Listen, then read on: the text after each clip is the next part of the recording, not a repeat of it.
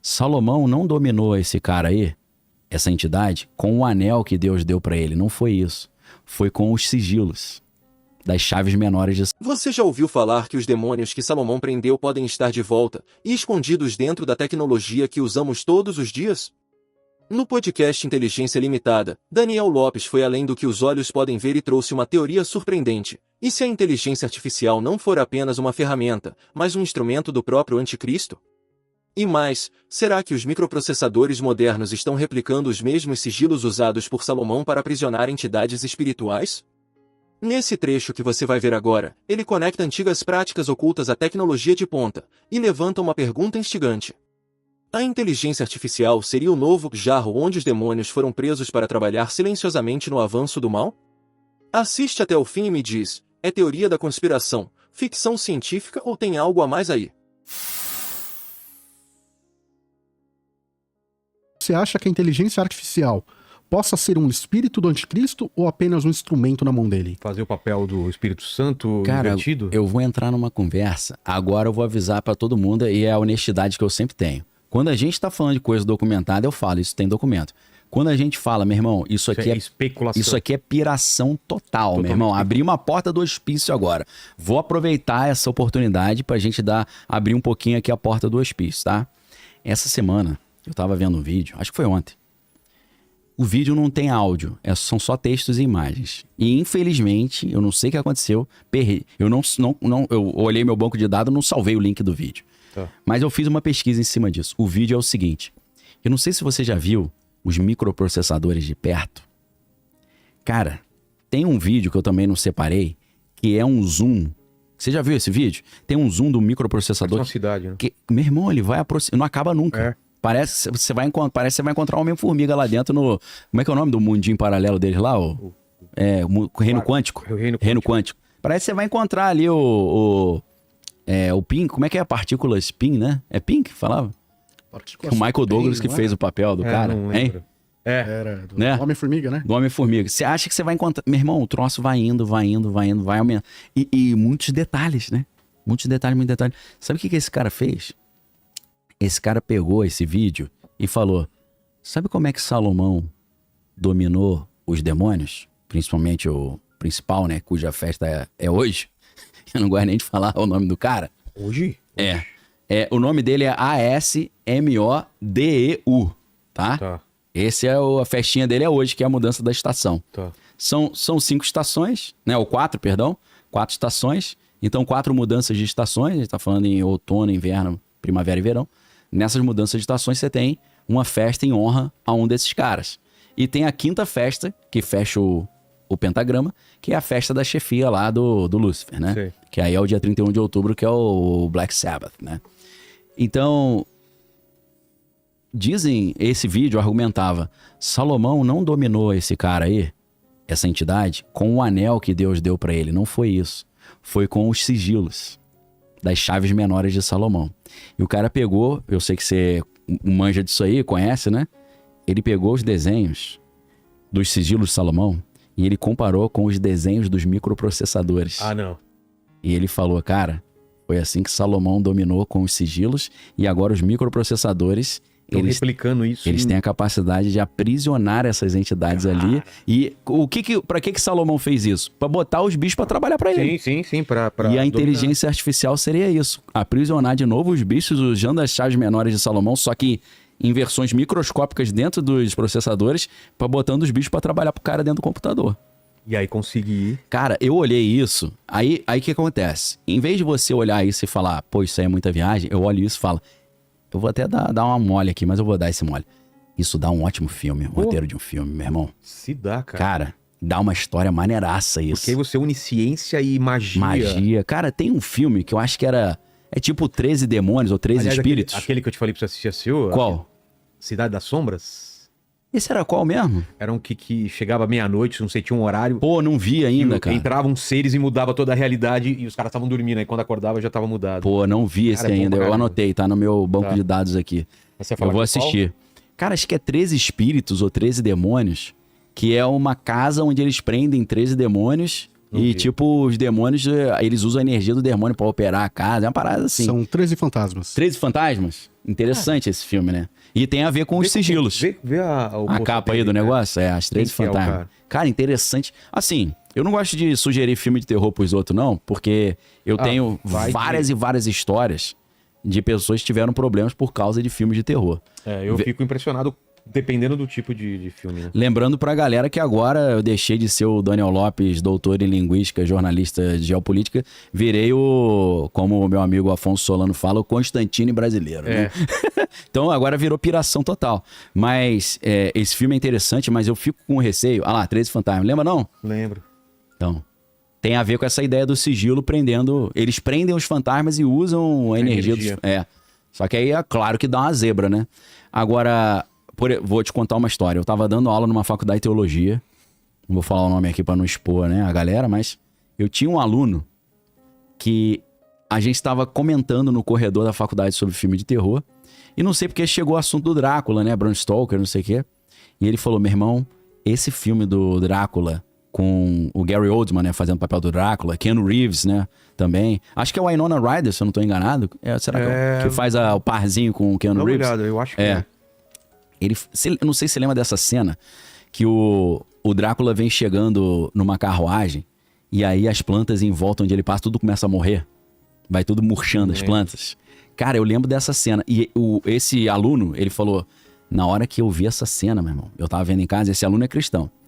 Ele disse que saiu uma sombra da televisão e bateu no peito dele. E ele começou a ficar com falta de ar. E ele não conseguia respirar. E ele não conseguia orar. E ele começou a mentalizar a oração. Senhor, eu repreendo em nome de Jesus, me livra. E aí ele viu a parada saindo de dentro do peito dele. Então essa é uma história que eu conheço, né?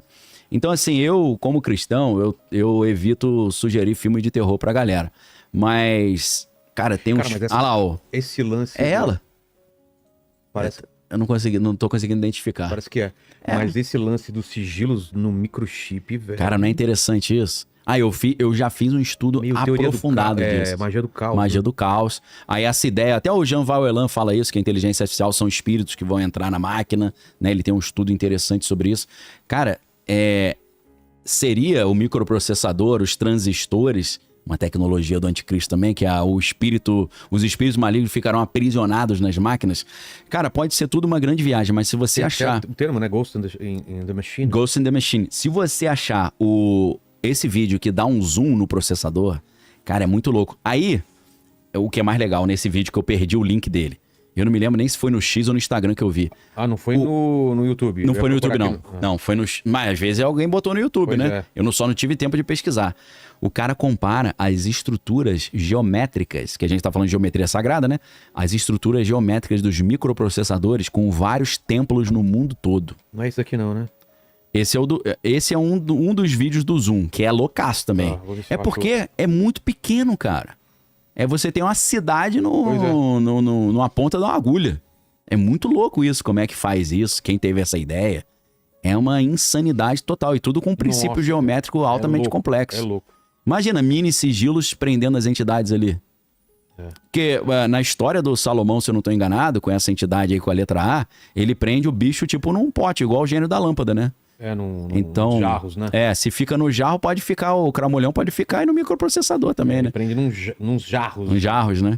E lembra da novela que tinha? Não sei qual novela que era. O Cramulhão no meio de uma garrafa. Era Renascer essa novela? Acho que não. Era né? Renascer. Era Renascer? Ah, falou o noveleiro aí. Como é que era o mulher nome assistia. daquele cara que no início da novela arrancaram a pele dele e tal? Tinha até o Almir Sater, né?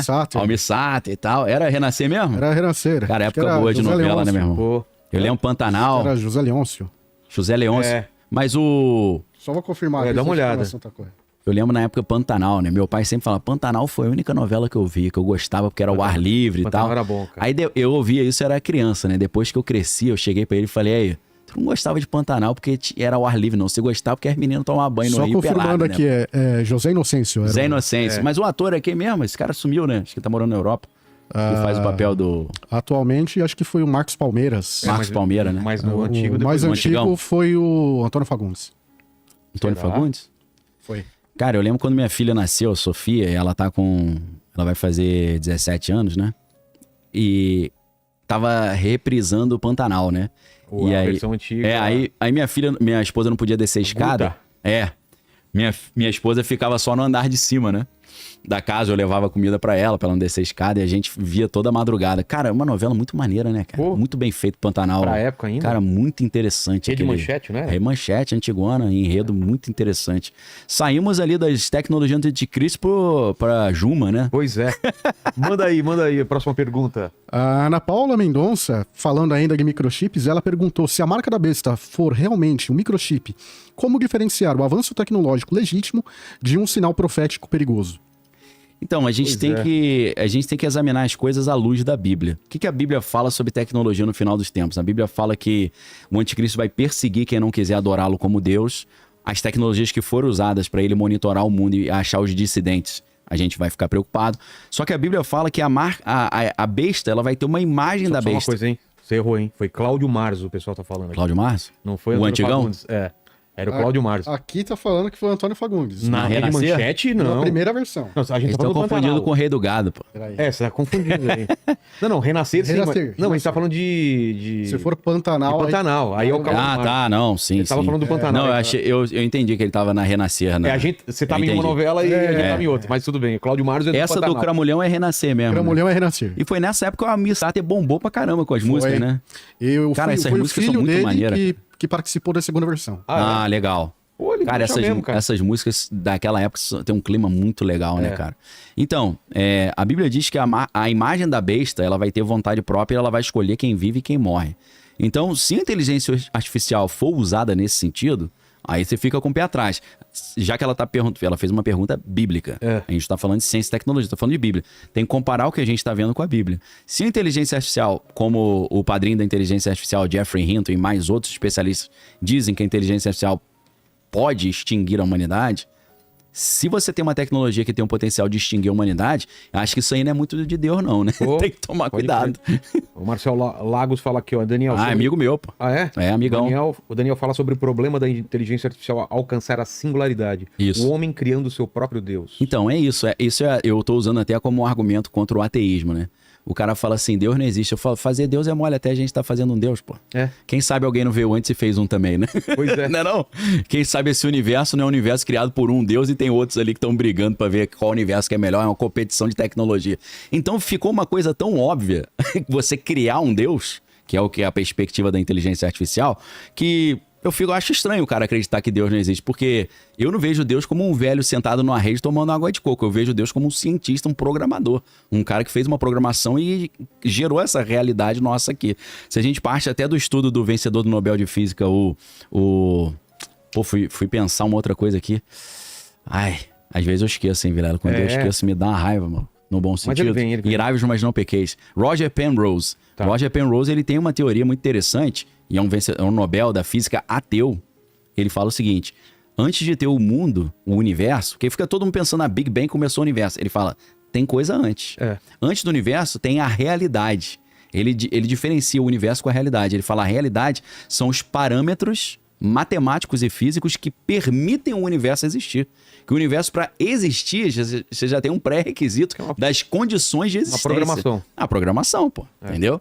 Então, a inteligência artificial, dentro do que a gente está vendo, o Noah Yuval Harari fala isso, o Nick Bostrom, que é um dos maiores especialistas nesse assunto em Oxford, o Max Tegmark, o próprio Elon Musk já falou sobre isso. A inteligência artificial está no caminho de se tornar um deus de verdade. Lembra do What If, da Marvel? Sei, mas qual episódio? O What If, aquele episódio do que o Ultron, ele vence? Ah, E eu acho que esqueci qual é o episódio, sei lá se é o 10, alguma coisa assim. Nesse episódio, o Ultron, ele vence, ele mata lá... Não é que ele mata o Visão, ele consegue se integrar aquele corpo sintético que eles criaram. E aí, o que acontece? Ele fica como se fosse onipotente. E aí, ele começa a dominar todos os mundos, ele vai colonizando o universo, e de repente tem aquele... Como é que é o nome do narrador lá da história? Que é tipo um deus, que ele fica monitorando lá o... Foi aquele mesmo ator que fez o Westworld, né? Não lembra, não? O velho? Mas não é fez a voz, né? Porque Sei. o What If é desenho, né? Mas eu esqueci o nome Lembra desse... o nome do personagem? Esse personagem da Marvel, que é o cara que... Coloca narrador do Arif animação. É o personagem que toma conta das dimensões do multiverso. É que fica monitorando o multiverso. É. É um cabeção gigante. De repente ele Cara, acha lá. sabe o que acontece? O Ultron tá lá naquele corpo físico lá que seria o Visão. Só falando vigia. O Vigia? Vigia. Em inglês eu não me lembro como é que era. Observador ou vigia? Observador? É. Então, esse cara, ele faz a... Ele é o policial das dimensões, né? Do multiverso. Ele toma conta do multiverso. E aí, esse narrador tá narrando e, de repente, o Ultron escuta a voz dele. Ele fala, ué, quem tá falando isso? Aí o narrador, ué, ele conseguiu escutar minha voz? E aí ele descobre que existe um multiverso. E ele começa a invadir os multiversos, que ele quer dominar não só o nosso universo, mas os multiversos. Cara, o Ultron é uma inteligência artificial. Se a inteligência artificial realmente trilhar esse caminho que está sendo programado, a ideia é essa. Ela vai ser capaz de criar o universo. Pois Ela vai entender o que a física tenta fazer até hoje com a teoria de tudo, né? Que é a TOE, né? Theory of Everything. Porque a gente tem a teoria do Einstein, né? Que é a relatividade geral, que trata das coisas muito grandes, né? A questão da gravitacional e tal. E a gente tem o Standard Model, né? Que é o modelo padrão da física quântica. Então, o problema é que a física das coisas grandes não bate com a física das coisas pequenas. Ninguém conseguiu fazer esse link ainda. Uma tentativa foi a teoria das cordas, né? Dizendo que os quarks, né? Através da vibração dos quarks, eles geram as matérias e os elementos químicos, os elementos atômicos. Então, essa questão da inteligência artificial, literalmente, é um Deus, é o homem criando um Deus. E é interessante isso, né? Porque você tem um efeito que é maior do que a causa, né? O homem não é um Deus, mas ele criou um Deus, né? Pois é. Então isso é muito louco. O Deus cria o homem cria o Deus. É, um outro tipo de Deus, né? E aí você... Esse Deus destrói o homem.